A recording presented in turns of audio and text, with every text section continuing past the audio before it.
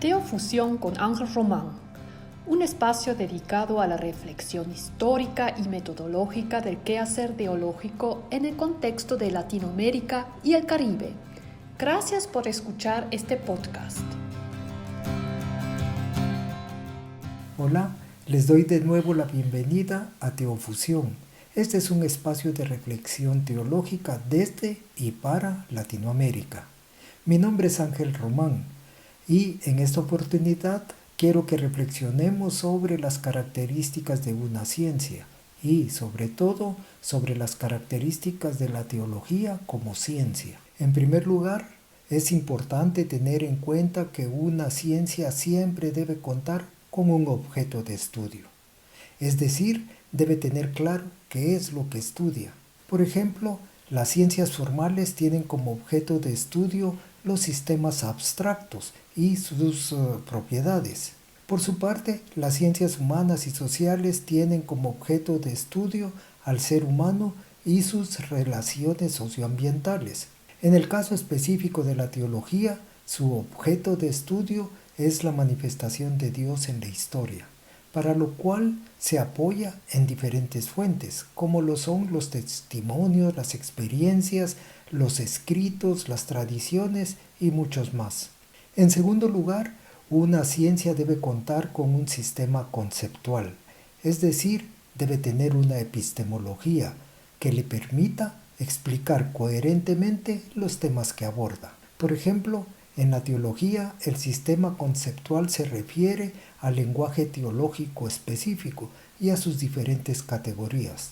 Algunos ejemplos se encuentran en los temas que aborda, por ejemplo, la neumatología, la cristología, la resurrección, la parusía y otros temas más. En tercer lugar, algo que es fundamental es que una ciencia siempre debe contar con un procedimiento o una metodología pertinente, lo cual significa que debe emplear una serie de pasos sistemáticos para trabajar los temas que abordan sus diferentes áreas disciplinarias.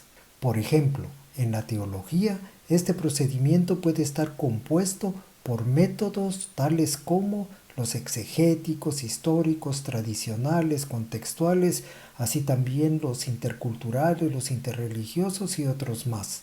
En cuarto lugar, una ciencia debe tener siempre una práctica específica, es decir, el producto de su trabajo debe estar vinculado de alguna forma a la realidad social y por ello debe tener un impacto en ella. Por ejemplo, la práctica específica de la ciencia teológica se hace efectiva especialmente en sus diferentes áreas disciplinarias, como por ejemplo la diaconía, la coinonía, la pedagogía de la fe, la liturgia y otras más. Ahora bien, para lograr su objetivo, una ciencia puede aplicar diferentes enfoques disciplinarios, algunos de ellos de forma independiente, pero otros de forma mixta o combinada.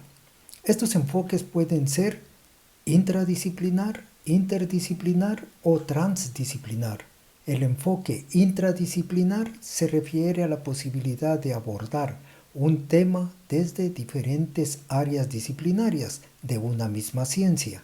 Por ejemplo, en la teología podría significar elaborar un trabajo conjunto entre la exégesis bíblica, la teología sistemática y la teología práctica o pastoral.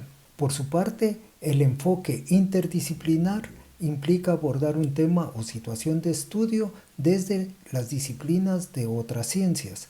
Por ejemplo, en la teología, este enfoque se podría reflejar en el trabajo conjunto con la sociología, la psicología, la antropología u otras ciencias.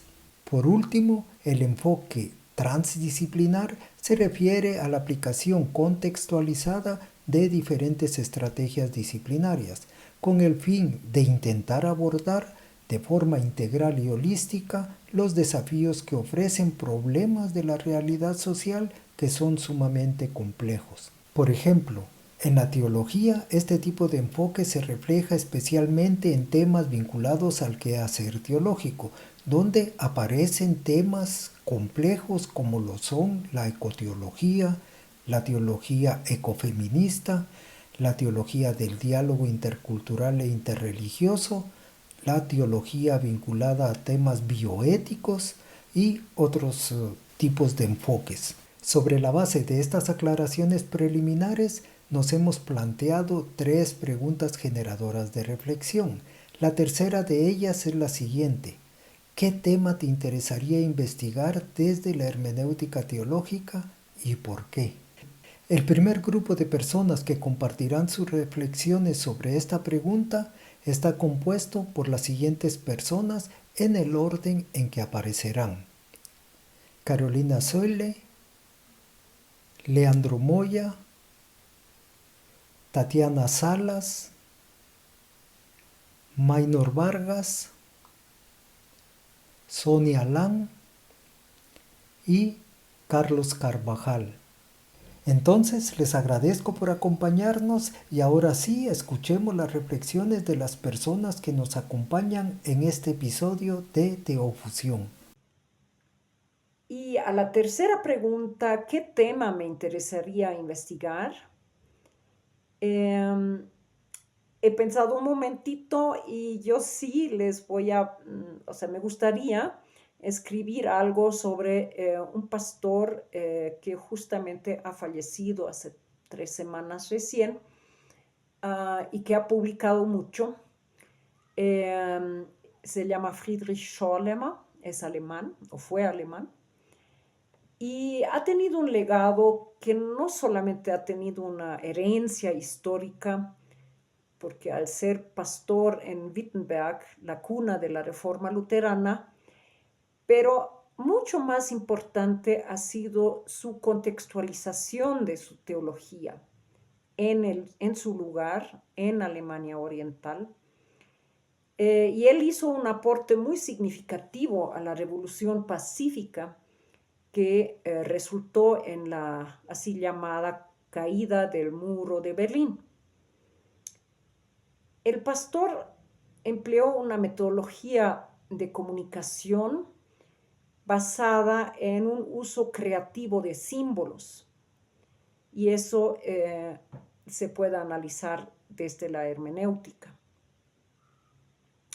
Creo que lastimosamente sus escritos no fueron traducidos al español, pero justamente eso podría ser mi modesto aporte a esta maestría y a este curso de hermenéutica. Gracias. Una de las razones principales por las que me encuentro hoy aquí compartiendo con ustedes, llevando estos cursos, aprendiendo, tiene que ver específicamente, como creo que lo he dejado claro ahorita en los otros videos, con el arte y específicamente con el análisis de las obras, digamos que en comparación con nuestra realidad y con todos los cambios que se han dado, digamos que en los últimos 20 años.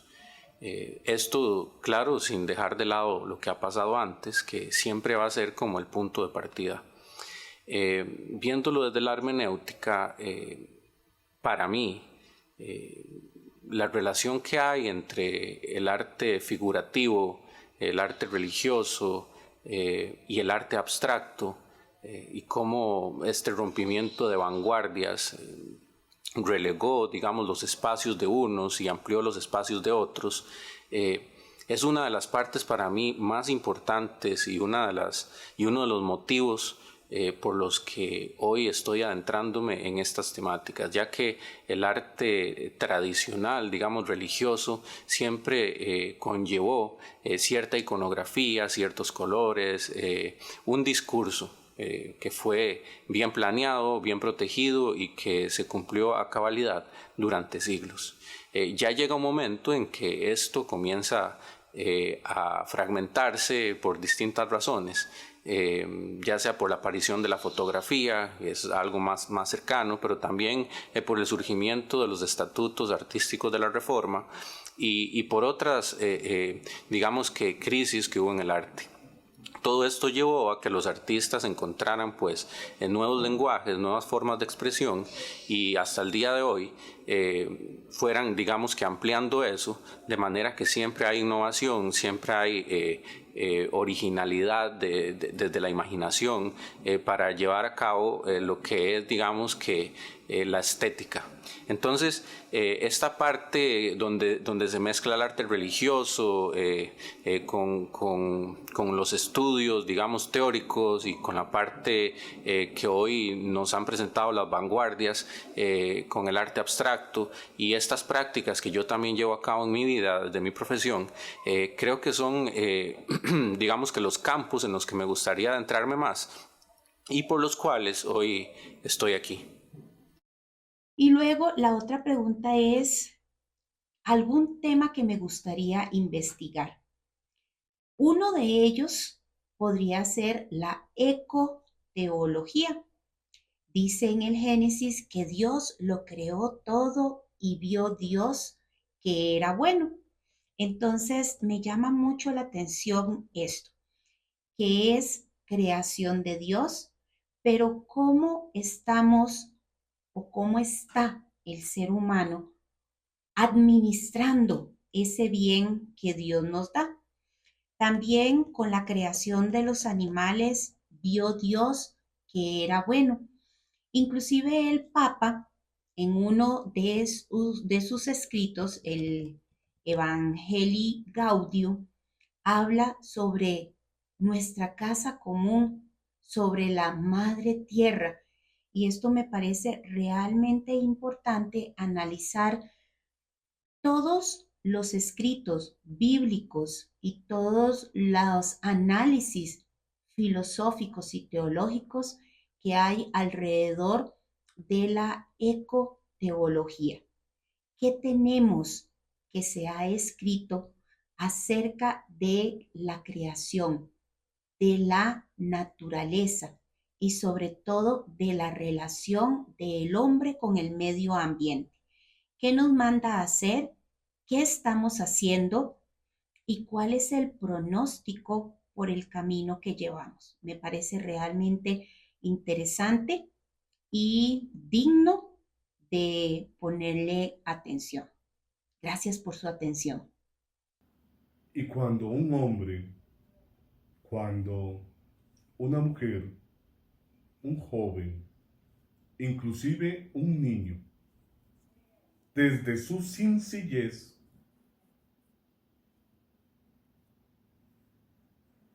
logra reinterpretar la historia y cambiarla completamente.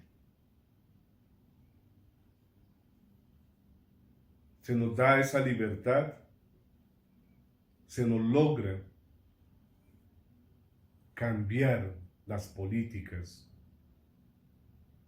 la política estructural, la política del cambio, y nos hace nuevamente volver a retomar nuestra propia identidad.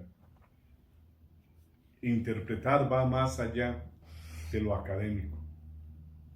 Es respetar mi forma de pensar y también mi opinión.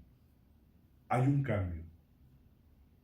Y ese cambio lo hacemos nosotros desde nuestra sencillez para el mundo entero.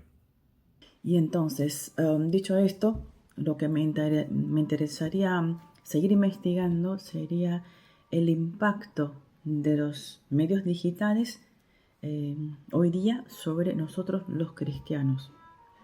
O sea, más específicamente, cómo afectan los medios digitales a las personas en general, porque somos parte de este planeta Tierra, y cómo influyen estos medios digitales en nuestra interpretación de la Biblia y cómo podemos aprovechar estos medios como cristianos para poder llevar a cabo la gran comisión encomendada por el Señor Jesucristo, ¿no? O sea, que este siglo XXI se caracteriza por un mundo cada vez más interconectado. Es un siglo de Internet. La tecnología va desarrollando para suplir las necesidades de las personas, pero también para satisfacer los deseos. Sabemos que la necesidad no es lo mismo que el deseo. Entonces, los medios digitales también han probado que es de mucha utilidad para nosotros. Sobre todo durante la pandemia, si recordamos en la pandemia, mucho tiempo estuvimos encerrados, no podemos viajar, no podemos estar en contacto físico con nuestros seres queridos o con nuestros colegas. Entonces nos apoyamos mucho en los distintos tipos de medios de comunicación digital para saber lo que estaba pasando en el mundo, y también en las redes sociales o medios digitales interactivos para poder estar conectados con tanto nuestros colegas por el trabajo o con nuestros seres queridos para sentirnos de alguna manera cercanos. Y justamente gracias a la pandemia, que hubo un desarrollo muy rápido y muy amplio de estos medios digitales. Y bueno, también pues justamente podemos, por esos desarrollos que ahora podemos estar haciendo esta maestría a distancia. Creo que los medios digitales en este caso nos ayudan muchísimo en la comunicación y la transmisión, comunicación entre las personas del curso y la transmisión de los contenidos, ¿no? Entonces, volviendo al tema de la pandemia, que justamente durante la pandemia que aumentó de una escala mayor lo que se llama fake news. Y esas informaciones falsas que se mezclan con las verdaderas nos han desorientado muchísimo. Entonces la pregunta sería, ¿cómo aprovechar la hermenéutica para que podamos disfrutar los avances científicos tecnológicos de nuestro tiempo? Y el objetivo final sería que estas tecnologías no sean solamente que produzca efectos negativos para nosotros, sino que también podamos aprovecharlos, utilizarlos para fortalecer nuestra fe, incluso compartirla con las demás gente. Bueno, esto será la dirección hacia donde quisiera seguir investigando. Quiero ser un poco atrevido en cuanto al tema que deseo explorar desde la hermenéutica teológica.